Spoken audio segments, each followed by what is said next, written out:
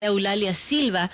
Ella, todavía no, me dicen en producción, me pareció verla conectada. Pero bueno, entonces hablemos mientras esperamos a María Eulalia Silva lo que ocurrió en una rueda de prensa anterior.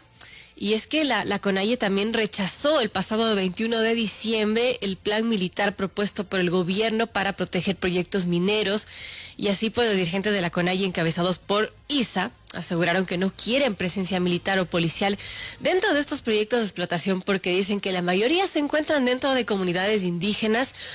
Y ISA que ha asegurado que no se respetan los acuerdos, como ya mencionaba hace un momento, tras las movilizaciones de junio pasado, ha señalado que se pretende militarizar el país, aduciendo que hay presencia de narcotraficantes y argumentando que no es verdad que metiendo más militares y policías resolverán el tema del narcotráfico. Bueno, eso fue lo que dijo ISA a finales del 2022. Ahora pues la CONAIE está amenazando con un paro para frenar la minería formal y ha dicho que mañana, 12 de enero, se realizará una asamblea para definir justamente una estrategia para frenar la minería formal en el Ecuador. Ya tenemos ahora sí a María Eulalia Silva. Bueno, ella es vocera de la Cámara de Minería, a quien le doy la bienvenida. Y justamente queremos preguntarle, bueno, tras estas declaraciones preocupantes que hace Leonidas Issa, ¿cuál es la respuesta del sector minero? Y bueno, ¿qué expectativa se tiene con todo ello? Porque, bueno, complica, me imagino, muchos proyectos que están en marcha. ¿Y cuál es su respuesta, María Eulalia? Bienvenida. Buenos días, Verónica. Buenos días a toda su audiencia. A ver, yo creo que merecen algunos comentarios al respecto. La intención del gobierno de declarar zonas de seguridad minera no implica que la presencia de militares se van a convertir en una guardia privada de los proyectos mineros. Esas zonas mineras, algunas de esas zonas mineras, no todas, algunas, han sido vistas como objetivos de grupos irregulares. Se han registrado lamentablemente algunos ataques a proyectos mineros, ataques que no vienen de la comunidad, porque no se puede explicar que 100 encapuchados con chalecos antibalas irrumpan en la noche, agredan a más de 15 personas, incluso incineren un perro, y eso sea algo de la comunidad. Evidentemente eran grupos irregulares, eran grupos que tenían formación militar y por supuesto hay zozobra en la zona y esa zozobra empieza por las mismas comunidades, de tal manera que lo que la industria pide es justamente que se refuercen esas zonas de seguridad para precautelar la paz y el bienestar de las comunidades. En esas zonas, la minería, recordemos, se hacen en áreas muy remotas del Ecuador, donde escasamente hay 1 o 2 policías, a veces con vehículos destartalados u obsoletos. Entonces, estos proyectos son proyectos estratégicos para el país. Son proyectos que están apuntalando y que próximamente se convertirán algún día en una mina, dando todos los beneficios que eso implica para el Ecuador y para los ecuatorianos, de tal manera que tienen que estar reforzados, Verónica. Ya vimos en las protestas de 2019, también lo vimos en las protestas del año pasado, como grupos de manifestantes en unas actitudes absolutamente delincuenciales querían invadir, o de hecho invadieron campamentos petroleros. Así es. ¿No? El petróleo, ahora también la minería, son recursos del Estado, que el Estado los utiliza para pues pagar todas las deudas, todas las cuentas que tiene, ¿no? ¿Con qué se paga a los maestros? ¿Con qué se paga al servicio público? ¿Con qué se hacen carreteras? ¿Con qué se compran medicinas? Pues con los recursos que vienen de las exportaciones, con los recursos que vienen de los impuestos, con los recursos que vienen, en este caso, las regalías. Y en todo eso, la minería está aportando, la minería responsable, industrial, formal, está aportando enormemente. De tal manera que sí se requiere esta protección por parte del Estado. Porque, ojo, esos recursos son del Estado. Es el Estado ecuatoriano el que está protegiendo su soberanía y la administración de esos recursos. Entonces, las declaraciones de los movimientos indígenas respecto a que va a haber una fuerza de choque si es que se militarizan, pues realmente no tienen ningún sentido.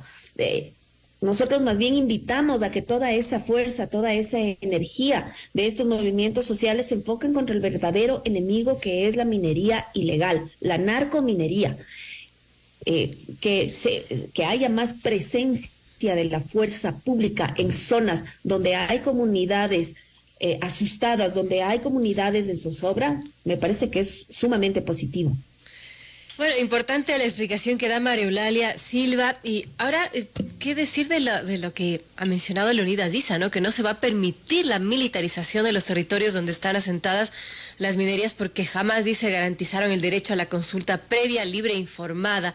Eso lo dijo a finales del 2022 y ahora pues con esta amenaza que complica aún más el panorama, con un paro para frenar la minería formal. Es decir, ya hay todo un discurso en contra de la minería y dice que no les importa si es formal o informal. A ver, yo creo que, bueno, el señor Issa ha pretendido establecer a través de la fuerza y a través de las movilizaciones instancias supranacionales, ¿no? Legislativas, suprajudiciales. Ahora parece ser que también supramilitares. O sea, yo creo que aquí los ecuatorianos tenemos que aplicar el sentido común. No se puede destruir toda la institucionalidad del país porque un grupo de manifestantes violentos, que ojo, las manifestaciones de julio cobraron varias vidas humanas. Cientos de ecuatorianos, tanto de los manifestantes como de los miembros de la fuerza pública, recibieron heridas. Se perdieron más de 500 millones de dólares. Eso impactó en un 0.6 al PIB. O sea, por favor, tenemos que vivir en el Ecuador del sentido común, no de la sinrazón. Entonces, si es que hay comunidades que están siendo amenazadas por la presencia de grupos irregulares con adiestramiento militar y el Estado ecuatoriano en ejercicio de su soberanía ubica ahí a miembros de la fuerza pública que seguramente tendrán, obviamente, que actuar bajo los parámetros de respeto a derechos humanos, no se puede decir que eso es un motivo para que exista una fuerza de choque. Digo yo, como ecuatoriana, si es que yo me veo amenazada en un sitio donde no existe esa seguridad y veo la presencia de la fuerza pública, me voy a sentir amparada, me voy a sentir que hay una respuesta de parte del Estado ante esta situación de zozobra. Más bien, que se amenace con estas fuerzas de choque, me parece que además de irresponsable, pues desvía la energía hacia donde debería ir, que es el combate a la minería ilegal, porque la minería ilegal no se hace en Quito, en Guayaquil, se hace justamente en las zonas de influencia de los movimientos indígenas. Así es. Ahora, María Eulalia, ¿cómo está la situación a su criterio, del combate a la minería ilegal? Porque mucho se habla sobre este tema, se habla de las afectaciones en torno a la minería ilegal, pero quizás no hay el control suficiente de parte del Estado, ¿o qué está pasando?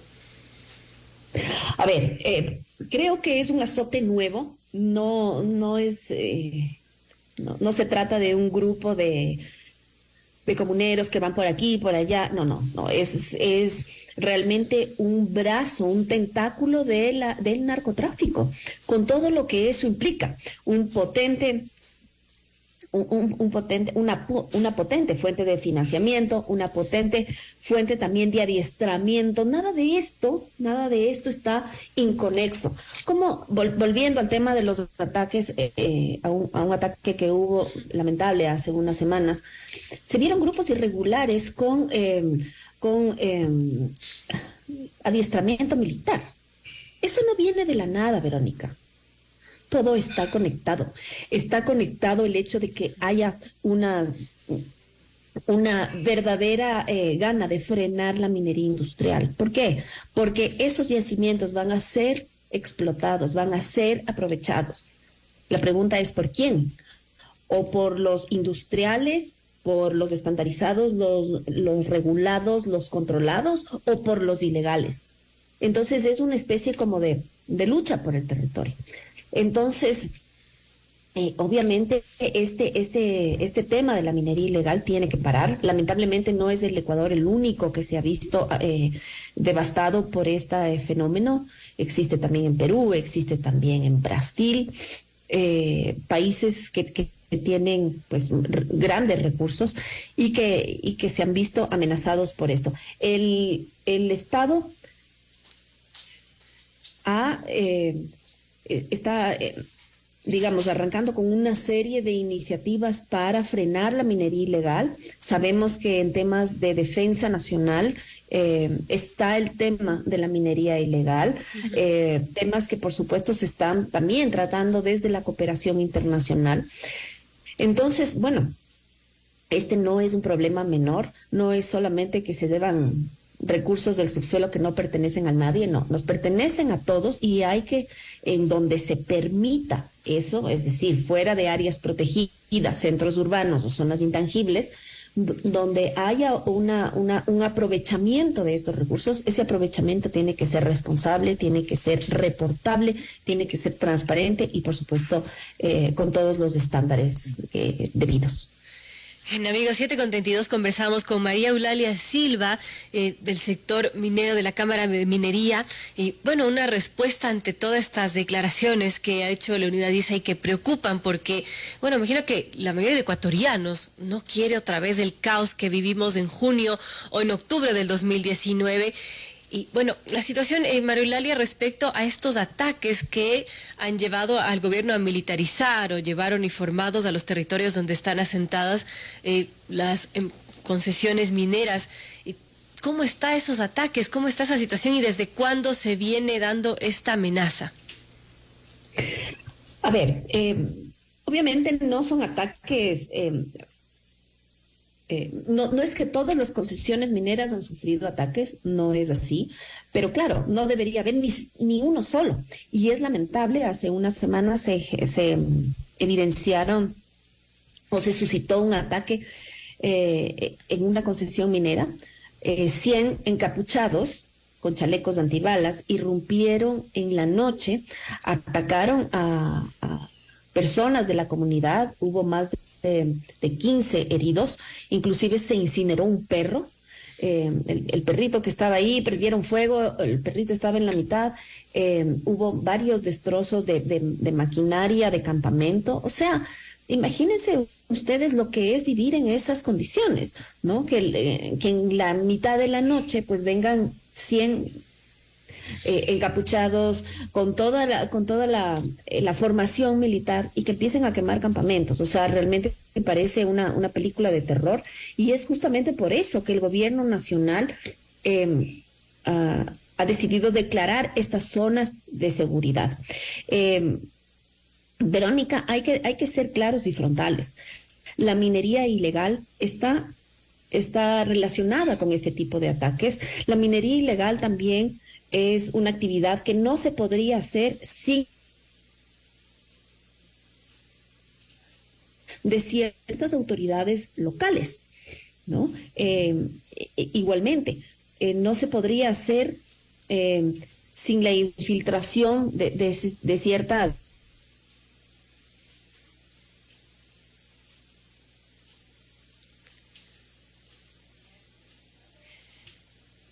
Bien, estamos conversando con María Eulalia Silva. Tuvimos un pequeño problema en su conexión, lamentablemente, y bueno, nos estaba contando frente a la postura de Leonidas Issa, la CONAIE, de hacer movilizaciones, pensar en unas movilizaciones, un paro para frenar, según ha dicho, la minería formal.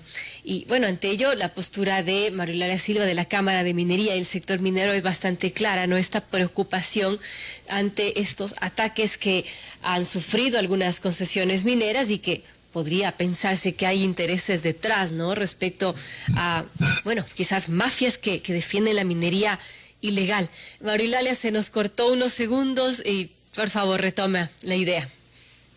Sí, perdón, a veces el internet se vuelve un poco inestable, pero sí, o sea, efectivamente eso, ¿no? Los ecuatorianos tenemos que ver a la minería no como un tema de un grupo de mineros o de una industria.